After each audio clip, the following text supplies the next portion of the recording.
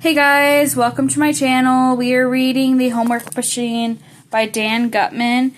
And we are on chapter 3. So, yeah, here I go. Chapter 3, November. 5th grade teacher.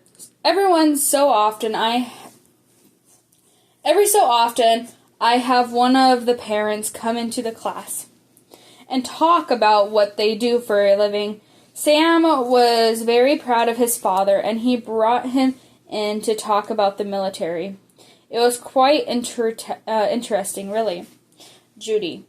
Snike's dad came in with his uniform and a gun and everything. Can you imagine a gun in school? I thought it was horrible.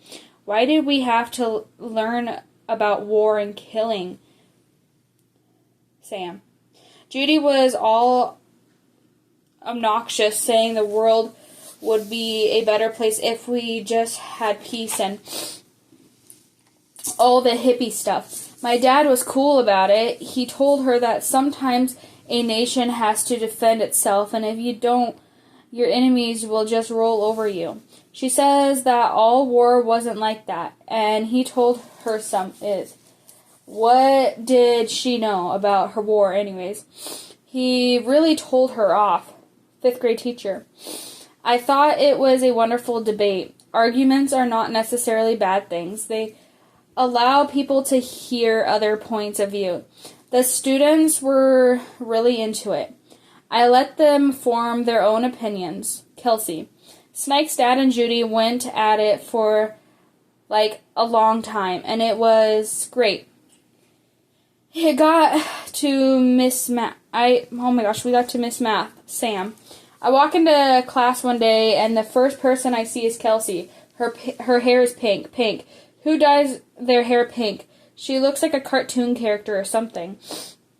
Man, you dye your hair pink, and you might as well just carry a big sign that says, "Pay attention to me." I couldn't believe it. Judy. Snike told me to get a load of Kelsey, and I saw that hideous hair. At first I thought she used that spray-on stuff and it washed off in a week or so, but it was the real thing. Can you imagine? Well, I thought it was just awful at first. I can't imagine why anyone would want to defend themselves like that. I can't imagine anyone's parent letting a child our age do that. I thought about it some more, though. It occurred to me that I don't like it when people judge me by the color of my skin. I shouldn't judge anyone by the color of their hair. Kelsey. So I dyed my hair. Big whoop. They all acted like I cut my arm off or something. It was a birthday present. My mom dyes her hair so she'll look younger, so she wouldn't really argue that I want to dye my hair. Whatever. I thought you wanted to know about the homework machine. 5th grade teacher. 5th grade is hard. Kids have to express their individuality. Pink hair, blue hair, it doesn't matter to me. As long as they pay attention, complete their assignments, and try their best, they can do whatever they want to their hair. Our school goes all the way from K to grade 12, but the older grades have their own part of the building. When they reach 5th grade, the kids almost think they rule the school. You know what I mean. They're going to be moving up to middle school, where they will be the little kids again. They want to enjoy being top dogs while they still can. Some of them, anyway. I really didn't see much of a difference during the first marking period. Sam was struggling with both his grades and his attitude. Kelsey was doing good, but not great. Judy scored in the 90s on all her assignments. Brenton never got less than 100. I told the kids that I always tell them, hard work pays off. The harder you work, the better you will do. I think that applies to everything in life. Sam. Well, right. I decide that I have to find a way to use the homework machine to do my homework for me. Why not? When cars were invented, people didn't keep using their horses and buggies. Did they? When the telephone was invented, people didn't keep sending telegrams. When the computer was invented, people gave up their typewriters. Something here. I want to keep it between me and Brenton. But Judy and Kelsey already know about the homework machine, so I had to include them. Judy. It was Snike who called a meeting with Kelsey and me in the playground after school one day. It was like we had his own speech all planned out. He said there were only 4 people in the whole world who knew about the homework machine, and the 3 of us and Brenton, of course. He said we should keep it that way. I asked him what he had in mind. That was when he said we should all use the homework machine to do our homework. Well, I didn't like the idea at all. I get A's. I've made the honor roll every year. I don't need any machine to do my homework for me. I don't need any help. Snike said to me, sure, you get A's, but you have to work so hard to get them. Wouldn't you like to take it easy a little? Wouldn't you like to have more time to do other things besides homework? For all your work, you still only the second smartest kid in school. Brenton is the smartest, and he doesn't have to do any homework at all. He got the machine that does it for him. Is that fair to you?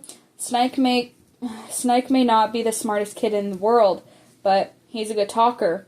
He got me thinking, maybe Brenton got better grades than me because he had a machine doing his homework for him. That's not exactly fair. The playing field wasn't level. After thinking it over for a long time, I said, okay, let's talk to Brenton and see if he'll let us use the homework machine. Kelsey. I said sure, whatever, include me in. There's nothing good on TV after school anyways. Sam. So I figured Brenton's not going to just let us use his homework machine for free. What would be in it for him? We would have to pay him or give him something. That's only fair. But I don't have any money, so I think, what does this kid need more than anything? What does he not have? And the answer is obvious. He doesn't have friends. Maybe he'd let us use the homework machine if we became his friends. Brenton. When Snike came up to me during recess and said he wanted to talk about the homework machine, I had a bad feeling in the pit of my stomach. I thought he was going to blackmail me. I thought he was going to tell me that unless I let him use the homework machine, he was going to tell Miss Rasmussen about it and get me in trouble. But he didn't say that at all. Instead, he said that if I let him use the homework machine to do his homework, he would be my friend. As if the one thing in the world that I really wanted was for Sam Dawkins to be my friend. Sam. Well, Brenton just laughs in my face. He says, I don't need friends. He says, you don't have to be my friend. If you want to use the homework machine, that's fine. Just come over any time and use it. Don't ask for anything in return. I didn't get it. He couldn't have gotten just about anything out of me for all his smarts, and the guy just didn't know what to cut a deal. Fine with me. That was the way I looked at it. If somebody's going to give you something for nothing, take it. Judy. The 3 of us rode our bikes over to Brenton's house after school that day. His mom kind of looked at us like she couldn't believe we were back. She made us popcorn and some of the slice and bake cookies with designs on them. They were yummy. It was all so easy that Miss Rasmussen had given us a worksheet with a bunch of questions about the Grand Canyon on it. We didn't even bother looking up anything. Brenton just slipped the worksheet in the scanner, and a few minutes later the worksheet popped out of the printer with the answers on it like magic. Brenton had each of us produce a handwriting sample, and he scanned our handwriting into the computer. Then he programmed it to print out separate sheets with the answers printed in our own handwriting. It was impossible to tell that we hadn't filled out the worksheets ourselves. Our homework was done in no time. Kelsey. When Brenton gave me my worksheet with the answers on it, I pulled $1 out of my backpack and handed it to him. Figured at least I could, the least I could do was give him a buck for doing my homework for me and saving me an hour of work. But he wouldn't take it. He said, "Don't be silly. We used him." I admit it. We used him all year, but it's not like he got nothing out of it. We had some fun. Sam. So we were over Brenton's house, and I see that he has a chessboard on his desk. I wonder who he plays. I mean, the kid has no friends, so he says I play against myself. He would actually play the black pieces and the white pieces against each other and take turns playing both sides. Do you believe that? It sounded nuts to me. He asks me if I play, and I say no way. He says he would teach me to play if I want to learn, but I say no thanks. That game is boring. I didn't tell him, but I figured there's no way a dummy like me could learn a game that complicated and play a genius like him. I don't like losing. I got a reputation to uphold. Kelsey. We went over to Brenton's house to do our homework the next day, too. And after a while, we were going over there every day. Brenton's mom. I was so pleased that Brenton was forming this small group of friends. Finally, the kid always keeps the door closed. I assumed they were doing their homework together and they needed to concentrate. I didn't ask a lot of questions. I was just happy that Brenton was beginning to fit in. Brenton.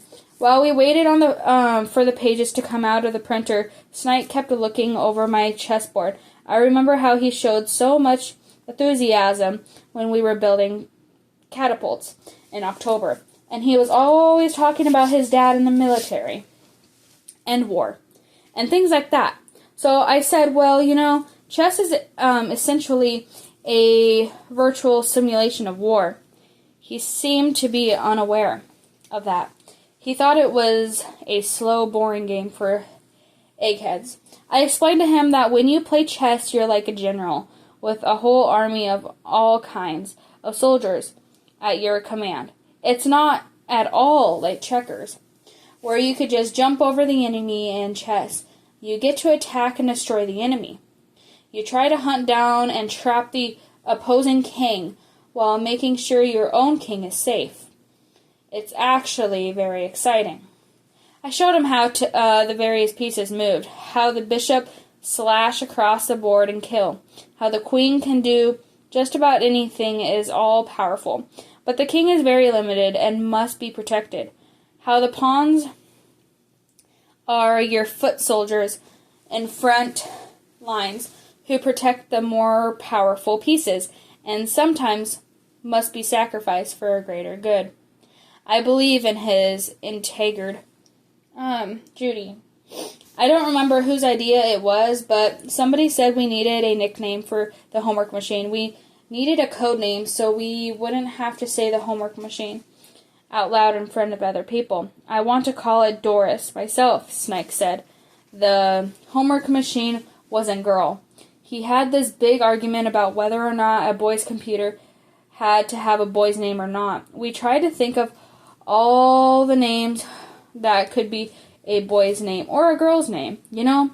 Pat, Chris, Casey, Nikki, Randy, Alex, Jamie, Jordan. Then Snike let out this really loud burp, and we all laughed. After we finished saying what disgusting pig Snike was, Brenton suggested we nickname the homework machine Bletch. I thought it was a little crude, but the others thought it was perfect, so from the moment on, we started to call the homework machine Bletch. Kelsey. I said, fine, Bletch. Whatever you want to call it is fine with me, as long as it works. Sam. My dad had an old chessboard in the bookcase, so I pulled it out one night and put the pieces on the squares. No way I was going to try to play in front of a genius like Brenton. But it was kind of cool fooling around with it. Brenton was right. The game is a lot like war, but in slow motion. Judy. I knew from the start that what we were doing was wrong, in the back of my head anyway. There was no questions about that. I should have stopped everything before it ever got started. But I didn't. The only thing that I thought about back then was making sure we didn't get caught. We had an informal agreement that Bletch would be our little secret, but I thought it would be more official, so all four of us put our hands together to promise not to tell anybody, about Bletch. If any kid ever found out, we agreed the person who linked the secret would be doomed for the rest of his or her life, and afterwards too. They would live a horrible, unhappy existence, and they'd get straight F's on their report cards, and they'd never go to college, and all their pets would get run over by SUVs. And if anybody's parents ever found out, well, you could just forget about your childhood. It would be over. Everybody agreed, and then we played kickball. 5th grade teacher. I noticed sometime in November that the D squad seemed to be coming together as a unit. They were very difficult in the background, so many other ways, but they seemed to be becoming friends. They gravitated towards one another during lunch and recess. They left school at the end of the day as a group. I was very pleased. It's so rare to see a boy like Sam forming a friendship with a boy like Brenton, or a girl like Kelsey bonding with a girl like Judy. Looking back, I feel like a fool. How could I have been so blind? Brenton. About a month after I got my mysterious email, I got another message. I had completely forgot about him until I saw the name at the bottom. Milliner. This time, the guy sent me an instant message. He asked me what part of the country I lived in and what kind of computer equipment I used. He said he would pay me if I answered his questions. I didn't feel comfortable. I probably should have told my parents, but I didn't practically want them to know about Bletch. I changed my screen name and email address. Alright, that is the end of chapter 3. I will see you guys in chapter 4 in the next video.